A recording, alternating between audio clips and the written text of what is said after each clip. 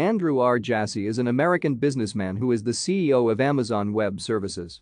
He is also one of the minority owners of the Seattle Kraken of the National Hockey League. Jassy helped in the development of Amazon Web Services since its inception in 2006. Jassy will replace Jeff Bezos as CEO of Amazon in the third quarter of 2021. Bezos will become executive chairman. Jassy is the son of Marjorie and Everett L. Jassy of Scarsdale, New York.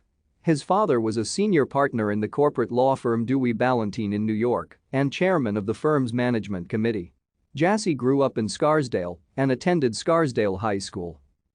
Jassy graduated with honors from Harvard College, where he was advertising manager of the Harvard Crimson before earning an MBA from Harvard Business School.